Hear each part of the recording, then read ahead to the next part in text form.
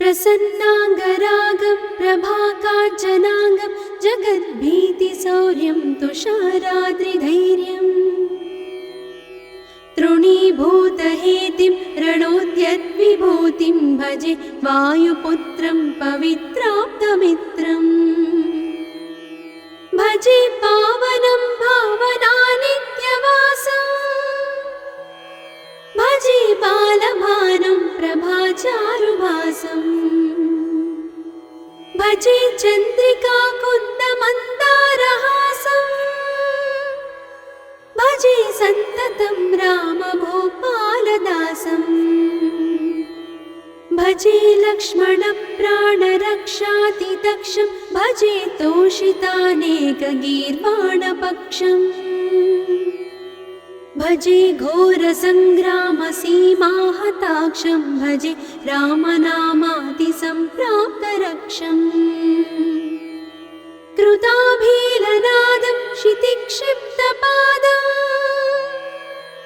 घनक्रान्तभृङ्गं कटिस्थोरुजङ्घम् वियद्व्याप्तकेशं भुजाश्लेषितास्मम् जयश्रीसमेतं भजे रामदूतम् चलद्वालघातं भ्रमच्चक्रवालं कठोराट्टहासं प्रभिन्नाब्जजाण्डम्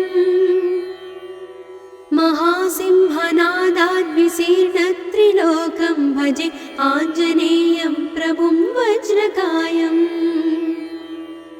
रणे भीषणे मेघनादे सनादे सरोषे समारोपिते मित्रमुख्ये खगानां घनानां सुराणां च मार्गे नतं तं वहं तं हनुमन्तमीडे कनद्रत्नजम्भारिदम्भोळिधारं कनद्दन्तनिर्धूतकालोग्रदन्तम् पदाघातभीताब्धिभूताधिवासं रणक्षोणिदक्षं भजे पिङ्गळाक्षम् महाग्राहपीडा महोत्पातपीडा महारोगपीडा महातीव्रपीडा हरत्यासुते पादपद्मानुरक्तो नमस्ते कपिश्रेष्ठ रामप्रियो यः सुधा सिन्धुमुल्लङ्घ्य नाथोग्रदीप्तः सुधा चौषधीस्ता प्रगुप्तप्रभावः षडद्रोणशैलस्य सारेण सेतुं विना भूस्वयं कः समर्थः कपीन्द्रः निरातङ्कमाविश्य लङ्कां विसङ्गो भवानेव सीतातिशोकापहारी समुद्रान्तरङ्गादिरौद्रं विनिद्रम् विलङ्घ्योरुजङ्घस्तुता मर्त्यसङ्घः रमानाथ रामः क्षमानाथ रामः अशोकेन शोकं विहाय प्रहर्षम् वनान्तर्घनं जीवनं दानवानं विपाट्य प्रहर्षात् हनूमान् त्वमेव जराभारतो भूरिपीडां शरीरे निराधारणारूढगाढप्रतापे भवत्पादभक्तिं भवद्भक्तिरक्तिं कुरु श्रीहनुमत्प्रभो मे दयाळो महायोगिनो ब्रह्मरुद्रादयो वा न जानन्ति तत्त्वं निजं राघवस्य कथं ज्ञायते मातृसे नित्यमेव प्रसीद प्रभो वानरेन्द्रो नमस्ते नमस्ते महासत्त्ववाहाय तुभ्यम् नमस्ते महावज्रदेहाय तुभ्यम् नमस्ते परिभूतसूर्याय तुभ्यम् कृतामर्त्यकार्याय तुभ्यम् नमस्ते सदा ब्रह्मचर्याय तुभ्यं नमस्ते सदा वायुपुत्राय तुभ्यम् नमस्ते सदा पिङ्गळाक्षाय तुभ्यं नमस्ते सदा रामभक्ताय तुभ्यम् हनुमद्भुजङ्गप्रयातं प्रभाते प्रदोषेऽपि वाचार्थरात्रेऽपि मर्त्यः पठन्नस्नतोऽपि प्रमुक्ताघजालः सदा सर्वदा रामभक्तिं प्रयाति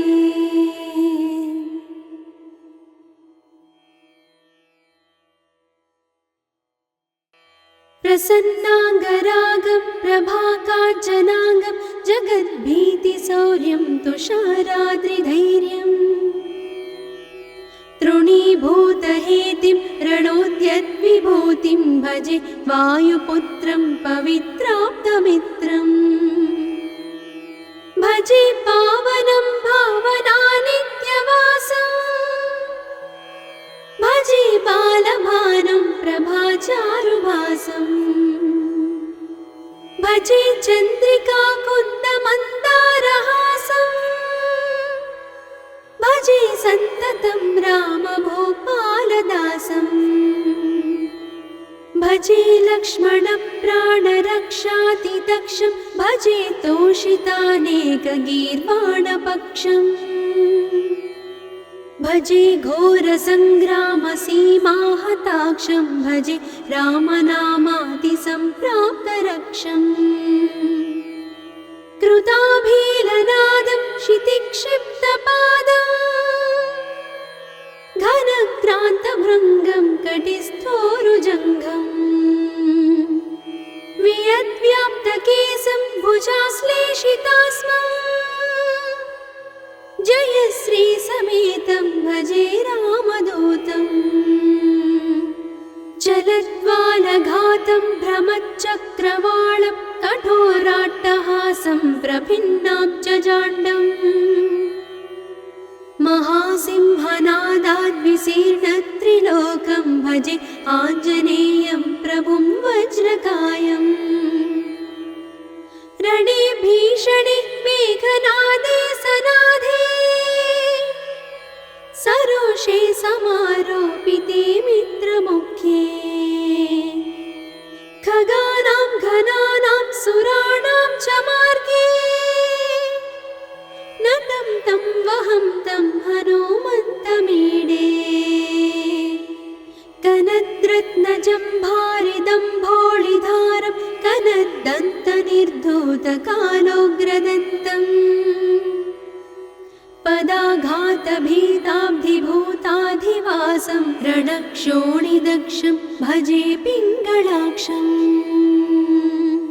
महाग्राहपीडा महोत्पातपीडा महारोगपीडा महातीव्रपीडा हरत्यासुते पादपद्मानुरक्तो नमस्ते कपिश्रेष्ठ रामप्रियो यः सुधा सिन्धुमुल्लङ्घ्य नाथोग्रदीप्तः सुधा चौषधीस्ता प्रगुप्तप्रभावः षडद्रोणशैलस्य सारेण सेतुं विना भूस्वयं कः समर्थः कपीन्द्रः निरातङ्कमाविश्य लङ्कां विसङ्को भवानेव सीतातिशोकापहारी समुद्रान्तरङ्गादिरौद्रं विनिद्रम् विलङ्घ्योरुजङ्घस्तुता मर्त्यसङ्घः रमानाथ रामः क्षमानाथ रामः अशोकेन शोकं विहाय प्रहर्षम् वनान्तर्घनं जीवनं दानवानं विपाट्य प्रहर्षात् हनुमान् त्वमेव जराभारतो भूरिपीडां शरीरे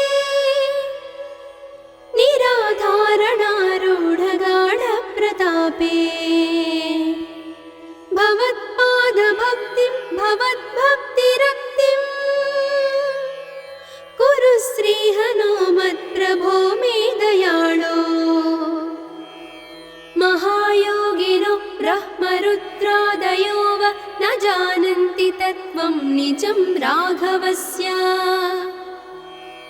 कथं ज्ञायते मातृसे नित्यमेव प्रसीद प्रभो वानरेन्द्रो नमस्ते नमस्ते महासत्त्ववाहाय तुभ्यं नमस्ते महावज्रदेहाय तुभ्यं नमस्ते परिभूतसूर्याय तुभ्यं नमस्ते कृतामर्त्यकार्याय तुभ्यं नमस्ते सदा ब्रह्मचर्याय तुभ्यं नमस्ते सदा वायुपुत्राय तुभ्यं नमस्ते सदा पिङ्गळाक्षाय तुभ्यं नमस्ते सदा रामभक्ताय तुभ्यं हनुमद्भुजङ्गप्रयातं प्रभाते प्रदोषेऽपि वाचार्थरात्रेऽपि मर्त्यः पठन्नस्नतोऽपि प्रमुक्ताघजालः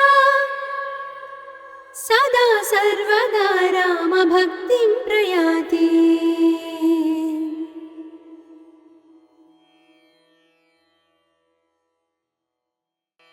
प्रसन्नाङ्गरागं प्रभाकाञ्चनाङ्गं जगद्भीतिशौर्यं तुषाराद्रिधैर्यं तृणीभूतहेतिं रणोद्यद्विभूतिं भजे वायुपुत्रं पवित्राप्तमित्रम् भजे पावनं भावनानित्यवासं भजे बालभानुं प्रभाचारुभासं भजे चन्द्रिकाकुन्दमन्दारहासं भजे सन्ततं रामभूपालदासं भजे लक्ष्मणप्राणरक्षातिदक्षं भजे तोषितानेकगीर्वाणपक्षम्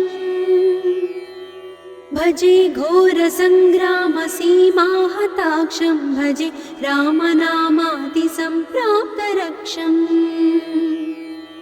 कृताभीलनादं क्षितिक्षिप्तपादं घनक्रान्तभृङ्गं कटिस्थोरुजङ्घम् वियद्व्याप्तकेशं भुजाश्लेषितास्मं जयश्रीसमेतं भजे रामदूतं चलद्वालघातं भ्रमच्चक्रवालं कठोराट्टहासं प्रभिन्नाब्जजाण्डम् महासिंहनादाद्विशीर्णत्रिलोकं भजे आञ्जनेयं प्रभुं वज्रकायम् रणे भीषणे मेघनादे सनादे सरोषे समारोपिते मित्रमुख्ये खगानां घनानां सुराणां च मार्गे नतं तं वहं तं हनुमन्तमीडे कनद्रत्नजम्भारिदम्भोळिधारं कनद्दन्तनिर्धूतकालोग्रदन्तम् पदाघातभीताब्धिभूताधिवासं रणक्षोणिदक्षं भजे पिङ्गळाक्षम् महाग्राहपीडा महोत्पातपीडा महारोगपीडा महातीव्रपीडा हरत्यासुते पादपद्मानुरक्तो नमस्ते कपिश्रेष्ठ रामप्रियो यः सुधा सिन्धुमुल्लङ्घ्य नाथोग्रदीप्तः सुधा चौषधीस्ता प्रगुप्तप्रभावः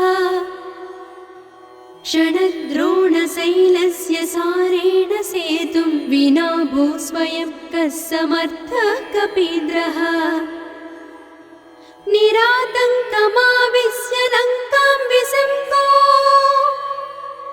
भवानेव सीतातिशोकापहारी समुद्रान्तरङ्गादिरौद्रं विनिद्रम् प्रस्तुता मर्त्यसङ्घः रमानाथ रामः क्षमानाथ रामः अशोकेन शोकं विहाय प्रहर्षम् वनान्तर्घनं जीवनं दानवानं विपाट्य प्रहर्षात् हनूमान् त्वमेव जराभारतो भूरिपीडां शरीरे निराधारणारूढगाढप्रतापे भवत्पादभक्तिं भवद्भक्तिरक्तिं कुरु श्रीहनुमत्प्रभो मे दयाळो महायोगिनो ब्रह्मरुद्रादयो वा न जानन्ति तत्त्वं निजं राघवस्य कथं ज्ञायते मातृसे नित्यमेव प्रसीद प्रभो वानरेन्द्रो नमस्ते नमस्ते महासत्त्ववाहाय तुभ्यं नमस्ते महावज्रदेहाय तुभ्यं नमस्ते परिभूतसूर्याय तुभ्यं नमस्ते कृतामर्त्यकार्याय तुभ्यं नमस्ते सदा ब्रह्मचर्याय तुभ्यं नमस्ते सदा वायुपुत्राय तुभ्यं नमस्ते सदा पिङ्गळाक्षाय तुभ्यं नमस्ते सदा रामभक्ताय तुभ्यं हनुमद्भुजङ्गप्रयातं प्रभाते प्रदोषेऽपि वाचार्थरात्रेऽपि मर्त्यः पठन्नस्नतोऽपि प्रमुक्ताघजालः सदा सर्वदा रामभक्तिं प्रयाति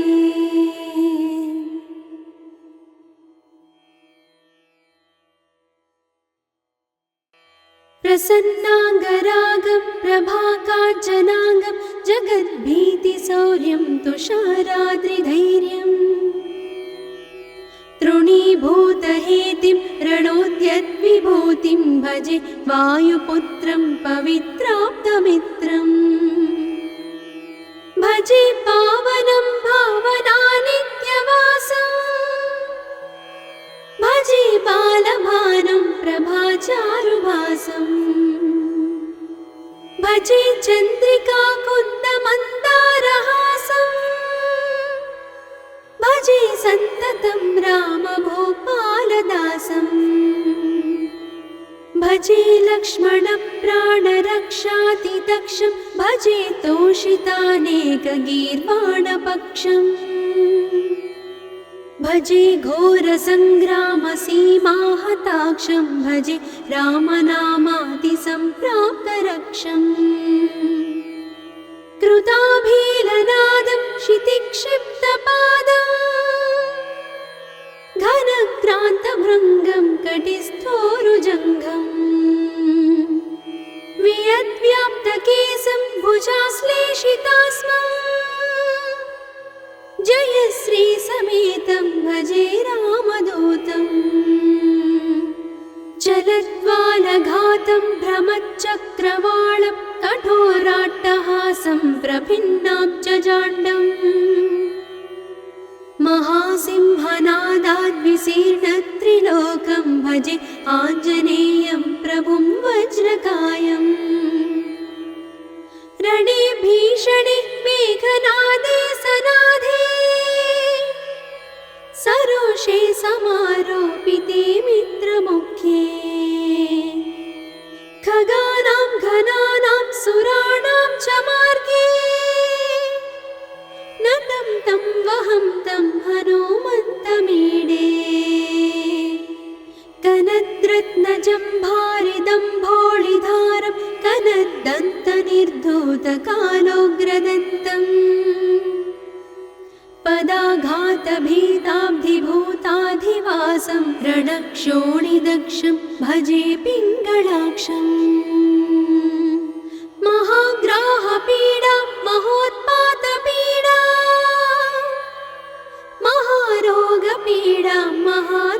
समुद्रपीडाम् हरत्यासुते पादपद्मानुरक्तो नमस्ते कपिश्रेष्ठ रामप्रियो यः सुधा सिन्धुमुल्लङ्घ्य नादोग्रदीप्तः सुधा चौषधीस्ता प्रगुप्तप्रभावः षडद्रोणशैलस्य सारेण सेतुं विना भू स्वयं कः समर्थः कपीन्द्रः निरातङ्कमाविश्य लङ्कां विसङ्गो भवानेव सीतातिशोकापहारी समुद्रान्तरङ्गादिरौद्रं विनिद्रम् विलङ्घ्योरुजङ्घस्तुता मर्त्यसङ्घः रमानाथ रामः क्षमानाथ रामः अशोकेन शोकं विहाय प्रहर्षम् वनान्तर्घनं जीवनं दानवानं विपाट्य प्रहर्षात् हनूमान् त्वमेव जराभारतो भूरिपीडां शरीरे निराधारणारूढगाढप्रतापे भवत्पादभक्तिं भवद्भक्तिरक्तिं कुरु श्रीहनुमत्प्रभो मे दयाळो महायोगिनो ब्रह्मरुद्रादयो वा न जानन्ति तत्त्वं निजं राघवस्य कथं ज्ञायते मातृसे नित्यमेव प्रसीद प्रभो वानरेन्द्रो नमस्ते नमस्ते महासत्त्ववाहाय तुभ्यं नमस्ते महावज्रदेहाय तुभ्यं नमस्ते परिभूतसूर्याय तुभ्यं नमस्ते कृतामर्त्यकार्याय तुभ्यं नमस्ते सदा ब्रह्मचर्याय तुभ्यं नमस्ते सदा वायुपुत्राय तुभ्यं नमस्ते सदा पिङ्गळाक्षाय तुभ्यं नमस्ते सदा रामभक्ताय तुभ्यं हनुमद्भुजङ्गप्रयातं प्रभाते प्रदोषेऽपि वाचार्थरात्रेऽपि मर्त्यः पठन्नस्नतोऽपि प्रमुक्ताघजालः सदा सर्वदा रामभक्तिं प्रयाति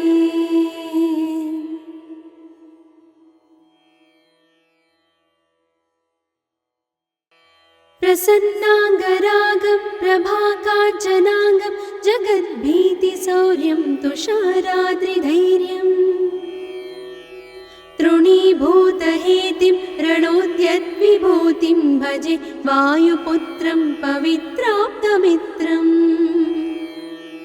भजे पावनं भावनानित्यवासं भजे बालभानुं प्रभाचारुभासं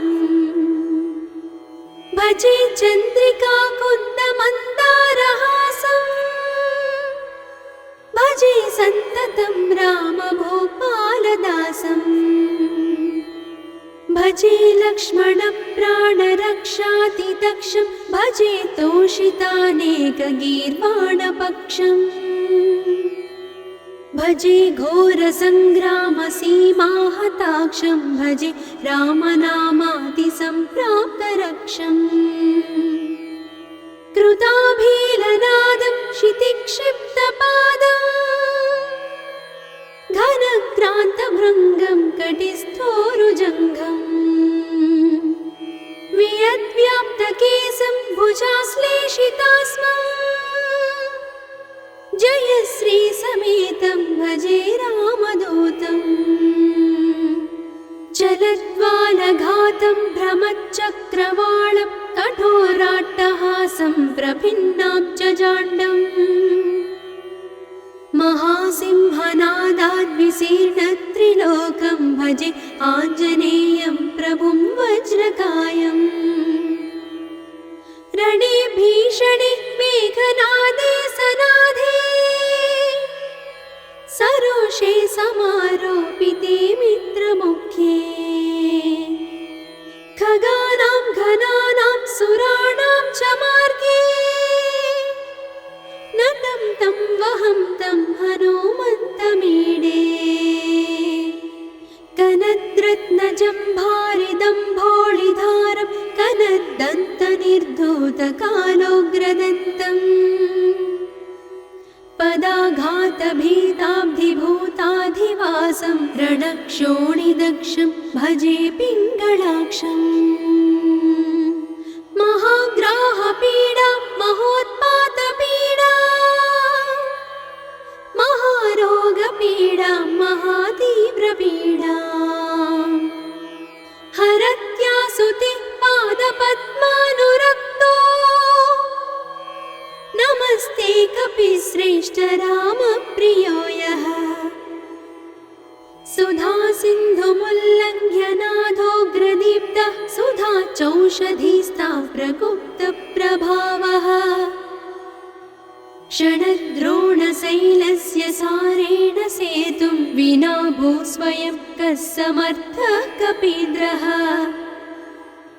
निरातङ्कमाविश्य लङ्कां विसङ्गो भवानेव सीतातिशोकापहारी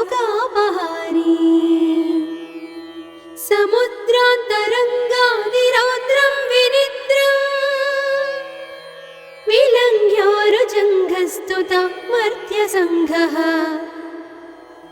रमानाथ रामः क्षमानाथ रामः अशोकेन शोकं विहाय प्रहर्षम् वनान्तर्घनं जीवनं दानवानं विपाट्य प्रहर्षात् हनुमान् त्वमेव जराभारतो भूरिपीडां शरीरे निराधारणारूढगाढप्रतापे भवत्पादभक्तिं भवद्भक्तिरक्तिं कुरु श्रीहनुमत्प्रभो मे दयाळो महायोगिनो ब्रह्मरुद्रादयो वा न जानन्ति तत्त्वं निजं राघवस्य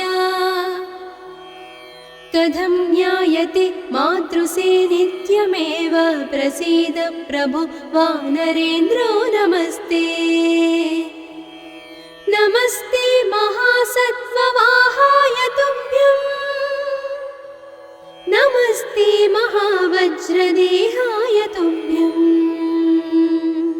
नमस्ते परिभूतसूर्याय तुभ्यं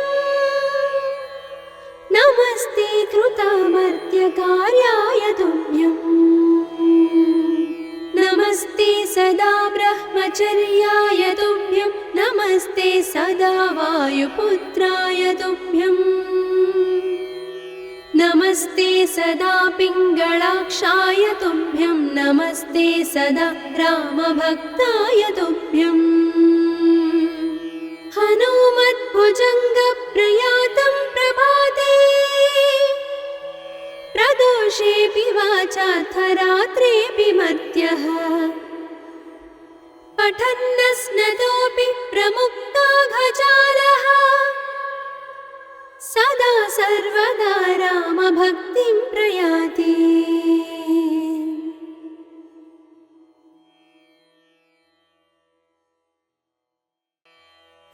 प्रसन्नाङ्गरागं प्रभाकाञ्चनाङ्गं जगद्भीतिशौर्यं तुषाराद्रिधैर्यम् तृणीभूतहेतिं रणोद्यद्विभूतिं भजे वायुपुत्रं पवित्राप्तमित्रम् भजे पावनं भावनानित्यवासं भजे बालभानुं प्रभाचारुभासं भजे चन्द्रिकाकुन्दमन्दारहासं भजे सन्ततं रामभूपालदासम् भजे लक्ष्मणप्राणरक्षातिदक्षं भजे तोषितानेकगीर्वाणपक्षम् भजे घोरसङ्ग्रामसीमाहताक्षं भजे रामनामातिसम्प्राप्तरक्षम् कृताभीलनादं क्षितिक्षिप्तपादम् घनक्रान्तभृङ्गं कटिस्थोरुजङ्घम् वियद्व्याप्तकेशं भुजाश्लेषितास्मम् जयश्रीसमेतं भजे रामदूतम् चलद्वालघातं भ्रमच्चक्रवालं कठोराट्टहासं प्रभिन्नाब्जजाण्डम् महासिंहनादाद्विशीर्णत्रिलोकं भजे आञ्जनेयं प्रभुं वज्रकायम् रणे भीषणे मेघनादे सनादे सरोषे समारोपिते मित्रमुख्ये खगानां घनानां सुराणां च मार्गे नतं तं वहं तं हनुमन्तमीडे कनद्रत्नजम्भारिदम्भोळिधारं कनद्दन्तनिर्धूतकालोग्रदन्तम् पदाघातभीताब्धिभूताधिवासं रणक्षोणिदक्षं भजे पिङ्गळाक्षम् महाग्राहपीडा महोत्पातपीडा महारोगपीडा महातीव्रपीडा हरत्यासुते पादपद्मानुरक्तो नमस्ते कपिश्रेष्ठ रामप्रियो यः सुधा सिन्धुमुल्लङ्घ्य नाथोग्रदीप्तः सुधा चौषधीस्ता प्रगुप्तप्रभावः षडद्रोणशैलस्य सारेण सेतुं विना भूस्वयं कः समर्थः कपीन्द्रः निरातङ्कमाविश्य लङ्कां विसङ्गो भवानेव सीतातिशोकापहारी समुद्रान्तरङ्गादिरौद्रं विनिद्रम् विलङ्घ्योरुजङ्घस्तुता मर्त्यसङ्घः रमानाथ रामः क्षमानाथ रामः अशोकेन शोकं विहाय प्रहर्षम् वनान्तर्घनं जीवनं दानवानं विपाट्य प्रहर्षात् हनुमान् त्वमेव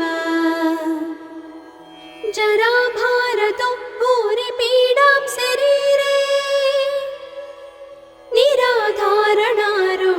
निराधारणारूढगाढप्रतापे भवत्पादभक्तिं भवद्भक्तिरक्तिं कुरु श्रीहनुमत्प्रभो मे दयाळो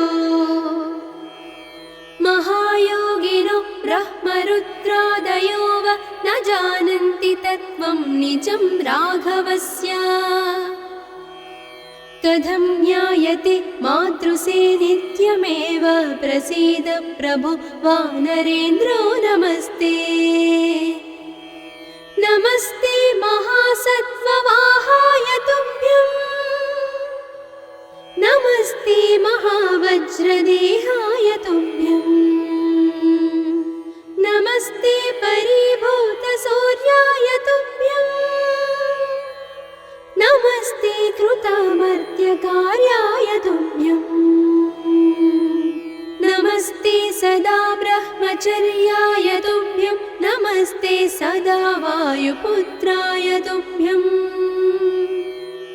नमस्ते सदा पिङ्गळाक्षाय तुभ्यं नमस्ते सदा रामभक्ताय तुभ्यं हनुमद्भुजङ्गप्रयातं प्रभाते प्रदोषेऽपि वाचार्थरात्रेऽपि मर्त्यः पठन्नस्नतोऽपि प्रमुक्ताघजालः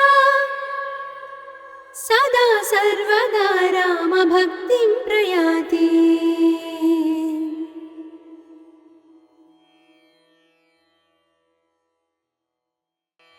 प्रसन्नाङ्गरागं प्रभाकाञ्चनाङ्गं जगद्भीतिशौर्यं तुषाराद्रिधैर्यम् तृणीभूतहेतिं रणोद्यद्विभूतिं भजे वायुपुत्रं पवित्राप्तमित्रम् भजे पावनं भावनानित्यवासम् भजे बालभानुं प्रभाचारुभासम् भजे चन्द्रिकाकुन्दमन्दारहासम् भजे सन्ततं रामभूपालदासम् भजे लक्ष्मणप्राणरक्षातिदक्षं भजे तोषितानेकगीर्वाणपक्षम् भजे घोरसङ्ग्रामसीमाहताक्षं भजे रामनामातिसम्प्राप्तरक्षम् कृताभीलनादं क्षितिक्षिप्तपादम्